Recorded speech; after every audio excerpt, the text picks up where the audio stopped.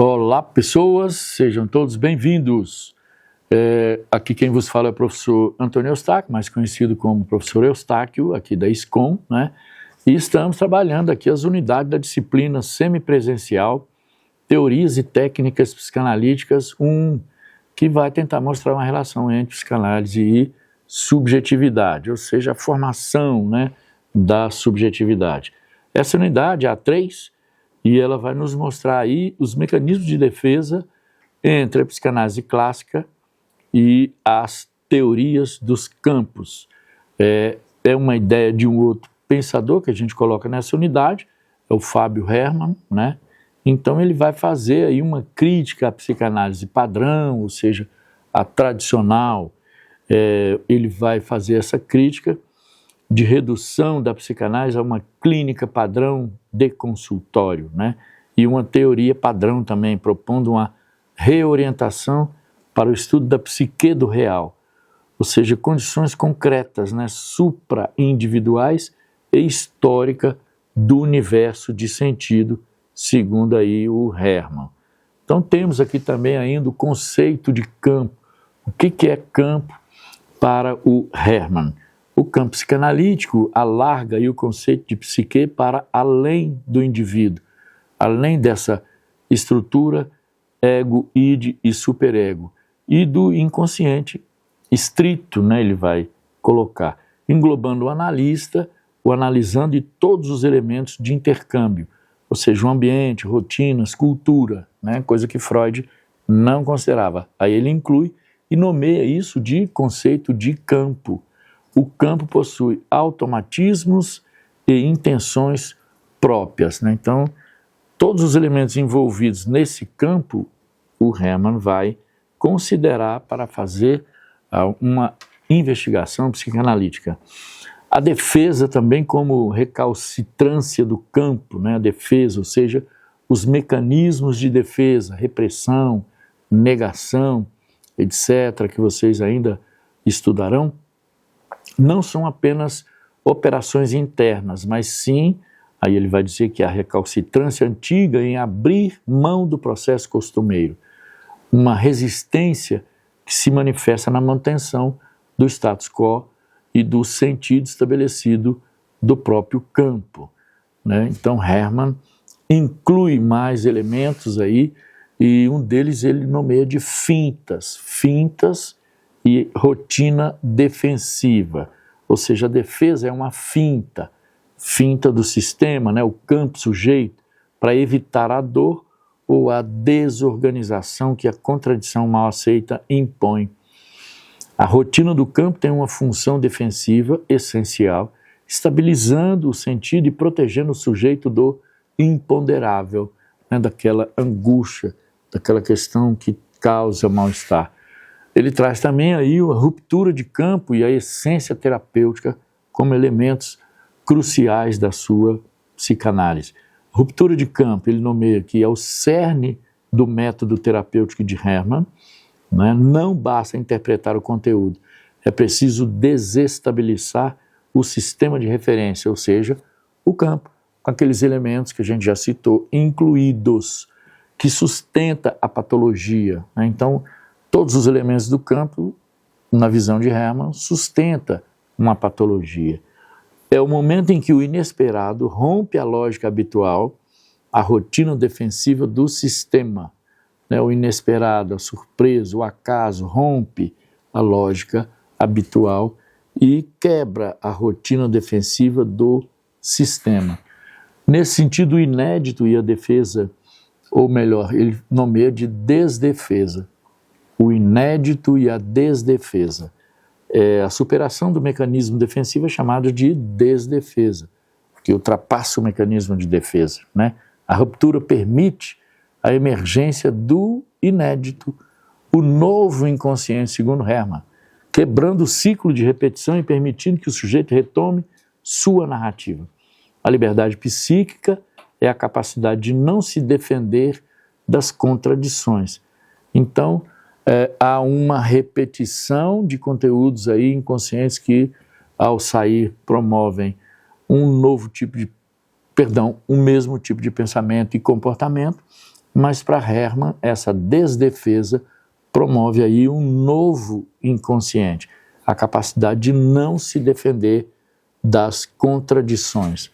Ele também traz aí uma nova ideia de sincronismo da defesa. Critica o sincronismo onde a defesa do analisante, sua rotina, mecanismo de defesa, uso excessivo, e a defesa do próprio analista, e a da psicanálise, a teoria e a técnica padrão, a defesa, a resistência e a renovação da disciplina. Hermann também faz essa crítica, né? Ou seja, estabelece-se as técnicas e os procedimentos teóricos, práticos, e continua essa padronização. Hermann fala, olha, a defesa é a resistência à renovação da disciplina. Ou seja, parece surgir aí uma defesa da padronização. Ele sugere a ruptura dessa padronização. E vem também os mecanismos de defesa sob a ótica da metapsicologia clássica, né? Conceito e função essencial, Freud e Anna Freud.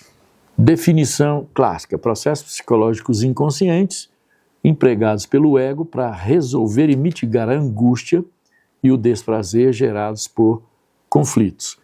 Fontes de conflitos. As defesas surgem como resposta às exigências pulsionais do id, desejo, proibido, reprimido, né? As proibições do superego, moralidade, norma, regra, lei, e as imposições da realidade externa. Tudo isso pressiona o ego dentro da instância já determinada. E a função primária é proteger o ego por meio da distorção ou do bloqueio da percepção da realidade interna ou externa, né? Então há uma distorção dessa percepção da realidade interna e externa. Os mecanismos, aí Hermann vai colocar mecanismos focais e dinâmica, né? Ou seja, recalque, a repressão, o mecanismo fundamental e o marco das neuroses, recalque e repressão, mecanismo fundamental e marco das neuroses. É o processo de expulsar da consciência para o inconsciente representações ou moções pulsionais incompatíveis com o ego. Devolve, deixa lá, recalcado, porque houve uma incompatibilidade com o mediador ego. O conteúdo recalcado não desaparece, ele fica lá, né? Mas retorna de formas distorcidas. Sintomas, atos falhos, ok? Tem outra crítica de Hermann que é o normal versus o patológico. As defesas são normais. A patologia reside na intensidade, rigidez, uso excessivo, né, das defesas, obviamente. Na cronologia, persistência de defesas primitivas da vida adulta. A gente viu o processo primitivo em unidades anteriores. E na ineficácia, ou seja, o gasto excessivo de energia psíquica e formação de sintomas. Ok? Há uma pressão em cima do ego, né? Então temos aqui um quadro para colocar para vocês os exemplos dos mecanismos de defesas de Anna Freud. Tem tipo, mecanismo e descrição. Então nós temos aqui o tipo primário, que é a negação, projeção, bem como a clivagem, a regressão. O tipo secundário, racionalização, formação reativa, deslocamento, isolamento, sublimação, e nesse quadro tem aqui a explicitação de cada mecanismo e a sua descrição. Por exemplo, a negação é recusa em aceitar uma realidade externa traumática, né? Uma realidade externa traumática. Eu nego que eu tenho uma doença que já foi diagnosticada, já foi constatada e ela existe, mas eu nego porque ela é uma questão traumática para mim, tudo bem? Projeção, um mecanismo de defesa que ele se relaciona com a atribuição de seus próprios sentimentos inaceitáveis a um objeto externo central na paranoia, né? Então, ou seja, tem alguns sentimentos meus sombrios aí que eu não aceito, geralmente eu projeto esses sentimentos, pensamentos que são inaceitáveis a um objeto externo que é central na paranoia. Temos aí a clivagem, a regressão. A clivagem, divisão do objeto, mundo em totalmente bom e totalmente mal para evitar a ambivalência, né? Então, eu divido, é um sistema binário até, bom, mal, eu divido aí pelo mecanismo de defesa clivagem. Regressão, retorno a padrões de comportamentos infantis em situações de estresse, né? Então, na área da educação a gente usa muito isso, olha, há uma regressão. Quem é o adulto da relação? Se você se comporta como criança, você se iguala, né, num processo de regressão, já como adulto, professor ou professora, a criança. Alguns comportamentos, né, vamos dizer aí, de birra, de pirraça e alguns elementos que geralmente a criança utiliza. É a volta do adulto aí a um processo utilizado em alguma fase bem anterior, ok? Temos também a questão do tratamento. O objetivo da psicanálise é analisar a operação de defesas, ou seja, as estratégias de defesas, né? Flexibilizar o seu uso e permitir que o ego substitua defesas menos adaptativas por outras mais maduras. Eles colocam como exemplo a sublimação.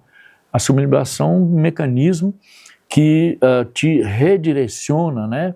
Falando de energia pulsional, aquele comportamento, sentimento, pensamento que é inadequado para ser exposto em sociedade, de modo que você consegue redirecionar essa energia através da sublimação para algo que a sociedade geralmente aceita, né? Temos aí um quadro comparativo, já finalizando a unidade, e aí nós temos aqui 3 elementos: dimensão, teoria dos campos de Hermann, comparado com a psicanálise clássica de Freud, e traz um primeiro exemplo assim da dimensão, natureza da defesa, do uso dos mecanismos de defesa, né? Ou seja, a teoria de campos é a manifestação da recalcitrância do campo em mudar sua rotina e sentido estabelecido, né? Então, há uma tentativa de pegar os elementos do campo, que vocês verão anteriormente, a definição, quais são os elementos do campo, e mudar a rotina e sentido estabelecido, mudar um padrão estabelecido, né? A psicanálise clássica de Freud, com quadros, que é outro autor, né? O processo inconsciente do ego para proteger o indivíduo da angústia e do desprazer. Então, nessa questão da natureza da defesa, ok, gente? Objeto da psique, na teoria de campos, ou dos campos de Hermann, o campo supraindividual engloba cultura, rotina. Então, inclui aí o superego, o outro com O maiúsculo, como diria Lacan. E a psicanálise clássica, aí o objeto da psique é o aparelho psíquico individual, ego, id, superego, né? Não tem aí a questão que a Hermann aponta aqui. Objetivo terapêutico, Hermann, provocar a ruptura de campo para a emergência do inédito, né? Então, ou seja, o inédito seria, às vezes, uma formação de um novo inconsciente, né? Ou seja, trabalhar ali aquele conteúdo, ruptura de campo, ruptura de elementos que formam o campo. A psicanálise clássica, flexibilizar as defesas e, como já adiantei algumas vezes, fortalecer o ego e conscientizar o recalcado. Um retrabalho traz o conteúdo reprimido e recalcado do inconsciente para o consciente e o paciente, o cliente, passa a ser o seu parceiro, né? Então, ambas essas perspectivas veem a defesa como central na vida psíquica. Essa teoria proposta por Hermann dos campos propõe uma generalização crítica da defesa para o nível da cultura e da própria psicanálise como instituição, enquanto a psicanálise clássica fornece o arcabouço metapsicológico e a taxonomia para a compreensão da dinâmica do conflito intrapsíquico, né? Finalizando, é desejar os excelentes estudos a todos vocês e contem conosco.